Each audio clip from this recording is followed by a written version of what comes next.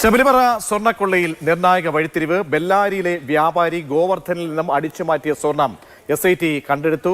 സംഘം ബെല്ലാരിക്ക് പിന്നാലെ ബംഗളൂരു ശ്രീരാംപുരയിലെ സ്ഥലത്തെത്തിയിട്ടുണ്ട്. ഉണ്ണികൃഷ്ണൻ പോറ്റിയുടെ ഫ്ളാറ്റിലെത്തി അന്വേഷണ സംഘം തെളിവെടുത്തു. ബംഗളൂരു പോലീസിന്റെ സഹായത്തോടെ സ്ഥലത്തെത്തിയ കേരള പോലീസിന്റെ വാഹനത്തിൽ ഉണ്ണികൃഷ്ണൻ പോറ്റി ഉണ്ടായിരുന്നില്ല. കമൽ വാർത്തയുടെ വിശദാംശങ്ങൾ നൽകാൻ ചേരുന്നുണ്ട്. കമൽ, പരിശോധനകൾ എങ്ങനെ നടന്നു?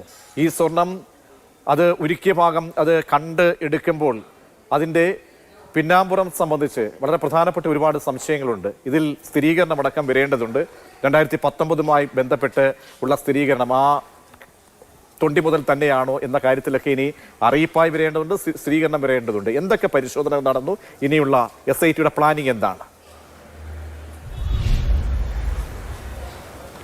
പ്രജീഷ്, ഇന്നലെ ബെല്ലാരിയിലാണ് ആദ്യം തെളിവെടുപ്പിനായി അന്വേഷണ സംഘം എത്തിയത്.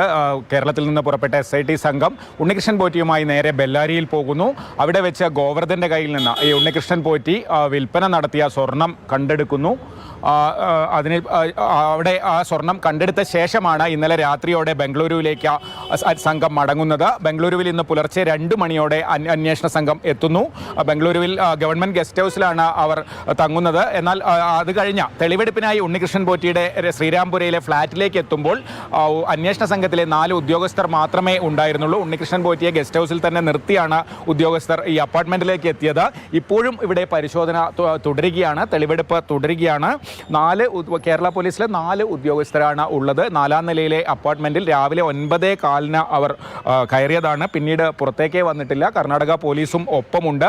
ഉണ്ണികൃഷ്ണൻ പോറ്റിയെ ഇങ്ങോട്ട് കൊണ്ടുവരും എന്ന് തന്നെയാണ് ഇപ്പോഴും കരുതുന്നത്. ഒരുപക്ഷെ ഈ പ്രൊസീജിയർ എല്ലാം പൂർത്തിയായി കഴിഞ്ഞാൽ പോറ്റിയെ സ്ഥലത്ത് എത്തിച്ച് തെളിവെടുക്കുമെന്നാണ് കരുതുന്നത്. ഇതിന് തൊട്ടടുത്ത് തന്നെയാണ് ശ്രീരാംപുരയിലെ അയ്യപ്പ ക്ഷേത്രമുള്ളത്. ഈ അയ്യപ്പ ക്ഷേത്രവും ഈ അപ്പാർട്ട്മെൻറ്റുമൊക്കെ ഈ പരിസരമൊക്കെ കേന്ദ്രീകരിച്ചാണ് ഇത് സംബന്ധിച്ച ഗൂഢാലോചനകൾ നടന്നത് എന്നാണ് വ്യക്തമായിട്ടുള്ളത്. എന്താണെങ്കിലും പോറ്റിയെ കൊണ്ടുവരുമോ എന്നാണ് എല്ലാവരും നോക്കുന്നത്. അയാളെ നേരിട്ട് പോറ്റിയെ കൊണ്ടുവന്ന തെളിവെടുപ്പ് നടത്തുമോ എന്നുള്ളതാണ് ഇനി അറിയാനുള്ളത്. ഇനിയിപ്പോൾ കൂടുതൽ സ്ഥിരീകരണങ്ങൾ അവിടെ പോറ്റിയെ കേന്ദ്രീകരിച്ച് എന്തൊക്കെ മറ്റ് തെളിവെടുപ്പുകൾ ഇനി നടത്തേണ്ടതുണ്ട്? എന്താണ് അക്കാര്യങ്ങൾ സംബന്ധിച്ച് എന്തെങ്കിലും കൂടുതൽ കാര്യങ്ങൾ SIT, കാരണം രഹസ്യാത്മക എന്ന വളരെ പ്രധാനപ്പെട്ടതാണ്, സൂക്ഷിക്കേണ്ടതാണ്. അപ്പോൾ നമുക്ക് ലഭ്യമാകുന്ന മറ്റെന്തെങ്കിലും വിവരങ്ങൾ? പ്രജീഷ്, SITയുടെ ഭാഗത്തു നിന്ന് നമുക്ക് ഒരു വിവരവും ലഭ്യമാകുന്നില്ല. കാരണം ഇവരുടെ മൂവ്മെൻറ്റ് സംബന്ധിച്ച് തന്നെ നമ്മളെല്ലാവരും ഇന്നലെ ബംഗളൂരുവിൽ ഇതേ സ്ഥലത്ത് കാത്തുനിന്നതാണ്. പക്ഷേ സംഘം നേരെ ബെല്ലാരിയിലേക്കാണ് പോയത്. ചെന്നൈയും ബാംഗ്ലൂരും ഒന്നും പോകാതെ ആദ്യം ബെല്ലാരിയിൽ പോയി തിരിച്ച് ബംഗളൂരുവിലെത്തി. ഇപ്പോൾ പോറ്റി ഇല്ലാതെ തെളിവെടുപ്പ് നടത്തുന്നു. ഇനി ചെന്നൈയിൽ സ്മാർട്ട് ക്രിയേഷൻസിൽ പോകേണ്ടതുണ്ട്, ഹൈദരാബാദിലും പോകേണ്ടതുണ്ട്. ബംഗളൂരുവിലാണെങ്കിൽ പോറ്റിയുമായി ബന്ധമുള്ള 1-2 പേർ, ഈ അനന്തസുബ്രഹ്മണ്യം ഉൾപ്പെടെയുള്ള ആളുകളുടെ വീടൊക്കെ തൊട്ടടുത്ത് തന്നെയുണ്ട്. അവിടെ ഏതെങ്കിലും രീതിയിൽ തെളിവെടുപ്പ് നടത്തുമോ? അതുപോലെ ക്ഷേത്രത്തിന് മുൻവശത്ത് അവിടെ വെച്ച് കൈമാറി എന്നൊക്കെ പറയുന്നുണ്ട്. അങ്ങനെയാണെങ്കിൽ ക്ഷേത്രത്തിന് മുൻവശത്ത് വെച്ചിട്ട് ഏതെങ്കിലും രീതിയിൽ തെളിവെടുപ്പ് നടത്തുമോ എന്നൊന്നും വ്യക്തമല്ല. കാരണം അത്തരം വിവരങ്ങളൊന്നും തന്നെ SIT ആരുമായും പങ്കുവെക്കുന്നില്ല. പോറ്റിയെ ഇവിടെ കൊണ്ടുവരികയാണെങ്കിൽ ആ സമയത്ത് മാത്രമേ നമുക്ക് അദ്ദേഹത്തെ കൊണ്ടുവന്നു എന്ന് വ്യക്തമാവുകയുള്ളൂ. മുൻകൂട്ടി നമുക്ക് ഒരു വിവരവും ഈ അന്വേഷണ സംഘത്തിൽ നിന്ന് അത്തരത്തിൽ ലഭ്യമാകുന്നില്ല. ആരും പ്രതികരിക്കാനും തയ്യാറാകുന്നില്ല. എന്തായാലും ഇപ്പോഴും ഈ കേരള പോലീസിലെ 4 ഉദ്യോഗസ്ഥർ പോറ്റിയുടെ അപ്പാർട്ട്മെൻറ്റിൽ തുടരുകയാണ്. രാവിലെ 9:15 തുടങ്ങിയ തെളിവെടുപ്പാണ്. തീർച്ചയായും വളരെ പ്രധാനപ്പെട്ട കാര്യങ്ങളാണ് നമുക്കിനി അറിയേണ്ടത്. കാരണം ഈ സ്വർണത്തിന്റെ റിക്കവറി അത് ഏത് നിലയിൽ നമുക്ക് വിശ്വസനീയമാണ് എന്നുള്ളത് വളരെ പ്രധാനപ്പെട്ട ഒരു കാര്യമാണ്. കാരണം ഈ 2019 വളരെ പ്രധാനപ്പെട്ട ഒരു വർഷമാണ്. ആ സമയത്ത് 2019 ശേഷം ഉണ്ടായിട്ടുള്ള ഗൂഢാലോചന അതൊക്കെ നമ്മൾ മനസ്സിലാക്കണം. ഈ അന്വേഷണ സംഘം ഇന്ന് വളരെ പ്രധാനപ്പെട്ട ഒരു വഴിത്തിരിവിലേക്ക് എത്തുമ്പോൾ വളരെ കുറച്ച് ചോദ്യങ്ങൾ പ്രധാനപ്പെട്ടതാണ്. നമുക്കൊന്ന് പരിശോധിക്കാം എന്തൊക്കെ ചോദ്യങ്ങളാണ് ഈ സംഭവത്തിൽ ഉയരുന്നത് എന്ന്. വളരെ പ്രധാനപ്പെട്ടതാണ്. അതായത് 2019 കൊണ്ടുപോയ സ്വർണമാണോ ഇന്നിപ്പോൾ, അതായത് അന്ന് കട്ട മുതലാണോ ഇന്ന് കിട്ടിയിരിക്കുന്നത് എന്നത് വളരെ പ്രധാനപ്പെട്ട ഒരു കാര്യമാണ്. പിന്നീട് 2019 വാങ്ങിയ സ്വർണം ഇപ്പോഴും ഉരുക്കി സൂക്ഷിക്കുമോ ഈ ഗോവർദ്ധൻ എന്നത് എല്ലാവർക്കും ഒരു സംശയമില്ലേ? സ്വാഭാവികമായിട്ടും നമുക്ക് ഉൾപ്പെടെ ഉള്ളിൽ വരുന്ന എന്താണ്, 2019 സംഭവമാണ്. അന്ന് ഈ പറയുന്ന കിട്ടിയ സ്വർണം ഉരുക്കി ഇപ്പോഴും ഈ ഗോവർദ്ധൻ സൂക്ഷിക്കുമോ? ഒരു സംശയമല്ലേ അത്? അടുത്തതായി ഉയരുന്ന വളരെ പ്രധാനപ്പെട്ട ഒരു കാര്യം,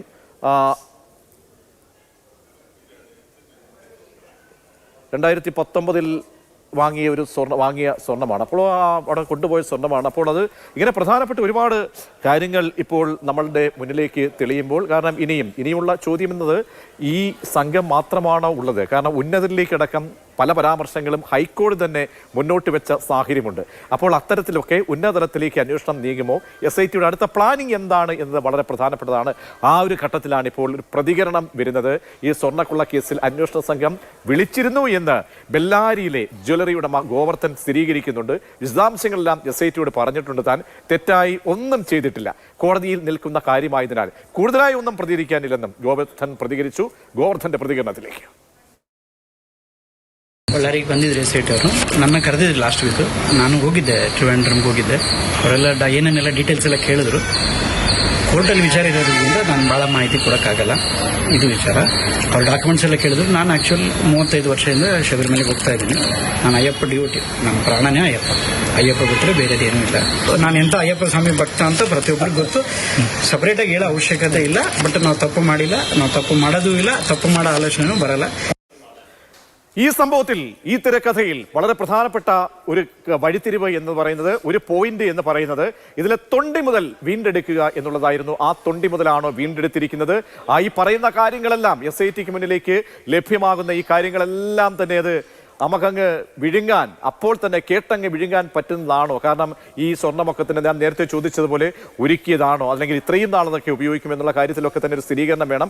അതിനെങ്ങനെയെങ്കിൽ ഇതിന് ഇക്കാര്യങ്ങളൊക്കെ കോടതിക്ക് മുന്നിലേക്കാണ് എത്തേണ്ടത്. അതിനൊക്കെ ഇനി സമയം അധികവുമില്ല. എന്നോടൊപ്പം അനന്തകൃഷ്ണൻ കൂടി ചേരുന്നുണ്ട്. അനന്തൻ, ഇന്നത്തെ ഈ വഴിത്തിരിവിൽ ഈ സ്വർണം കിട്ടി അല്ലെങ്കിൽ കണ്ടെത്തി ഗോവർദ്ധൻ ബെല്ലാരിയിലെ ജ്വല്ലറി ഉടമയിൽ നിന്നും കിട്ടി എന്ന് പറയുമ്പോൾ അതിലുയരുന്ന പ്രധാനപ്പെട്ട ചോദ്യങ്ങൾ എന്തൊക്കെയാണ്? ഒരുപാട് സംശയങ്ങൾ അവശേഷിപ്പിച്ചുകൊണ്ടാണ് ഈ ഗോവർദ്ധനിലേക്ക് ഈ കഥ എത്തുന്നത്. കാരണം ഗോവർദ്ധൻ ഇതുവരെ, അല്ലെങ്കിൽ ദേവസ്വം വിജിലൻസ് അന്വേഷിച്ചപ്പോഴൊക്കെ കണ്ടിരുന്നത് ഗോവർദ്ധൻ സ്പോൺസറായിരുന്നു. ഗോവർദ്ധനെ പോറ്റി പറ്റിച്ച ഒരാൾ എന്ന നിലയ്ക്കാണ് നമ്മൾ ഇതുവരെ കണ്ടുകൊണ്ടിരുന്നത്. അപ്പോൾ പെട്ടെന്നാണ് ഈ SITയുടെ അന്വേഷണത്തിൽ ഗോവർദ്ധനാണ് പോറ്റി ഈ സ്വർണം വിറ്റത് എന്ന് ഒരു മൊഴി വരുന്നത്. അതുമായി ബന്ധപ്പെട്ട സ്ഥിരീകരണം SITയുടെ ഭാഗത്തുനിന്ന് ഉണ്ടാകുന്നത്. തുടർന്ന് സ്വർണം റിക്കവർ ചെയ്യാൻ വേണ്ടിയുള്ള ബെല്ലാരി യാത്രയും ഒക്കെ സംഭവിക്കുന്നത്. പക്ഷേ പ്രതീക്ഷ ഇപ്പോൾ ആ സ്ക്രീനിൽ എഴുതി കാണിച്ച് ചോദിച്ചതുപോലെ 2019 പോറ്റി വിറ്റ സ്വർണം റൊദാം ജുവലേഴ്സിൻ്റെ ഉടമയായ ഗോവർദ്ധൻ ഇത്രയും വർഷം അത് സൂക്ഷിച്ചു വെക്കുമോ? അത് ശബരിമലയിലെ സ്വർണമാണ്, അതിൻ്റെ പവിത്രത സൂക്ഷിച്ചുകൊണ്ടാണോ അത് സ്വർണ്ണക്കട്ടിയായിട്ട് സൂക്ഷിച്ചു വെച്ചിരുന്നത്? മാത്രമല്ല 2019 ഇവരുടെ SITയുടെ കണ്ടെത്തലനുസരിച്ച് ഏതാണ്ട് 400 ഗ്രാം സ്വർണമാണ് റൊദാം ഗോവർദ്ധന് വിറ്റിരിക്കുന്നത്. അതായത് അന്ന് 3000 സംതിങ് ആണ് ഗ്രാമിന് വില. അങ്ങനെ വരുമ്പോൾ ഏതാണ്ട് ഇത് കണക്കൂട്ടി നോക്കുമ്പം ഏതാണ്ട് 14,75,000 മറ്റേ വരുന്നുള്ളൂ. അന്നത്തെ ഒരു റൗണ്ട് ചെയ്ത 15 ലക്ഷം അന്നത്തെ ഏകദേശം വെച്ച് കണക്ക് നോക്കി കഴിഞ്ഞാൽ ഇന്ന് 400 സംതിങ് ഗ്രാം, 400 ഗ്രാം വെച്ച് നോക്കുമ്പോൾ ഞാൻ അന്നേരം നേരത്തെ കണക്ക് കൂട്ടിയിരുന്നു. 400 ഗ്രാം വെച്ച് നോക്കിക്കഴിഞ്ഞാൽ 3200 ഗ്രാം, 3200 രൂപയാണെന്ന് ഗ്രാമിന്. ആ സമയത്ത് ഗ്രാമിന് 12 കൂടി വന്ന 15 ലക്ഷം, 400 ഗ്രാം, അപ്പോൾ ചില്ലറ എല്ലാം കൂടെ കൂട്ടി ഒരു 15 ലക്ഷം. അപ്പോൾ ഒരു 15 ലക്ഷം രൂപയുടെ സ്വർണം തട്ടിയെടുക്കാനാണോ ഉണ്ണികൃഷ്ണൻ പോറ്റി അടക്കമുള്ള ഗൂഢസംഘങ്ങൾ ഇത്രയും ദിവസം പല രീതിയിൽ ആസൂത്രണങ്ങൾ ചെയ്ത്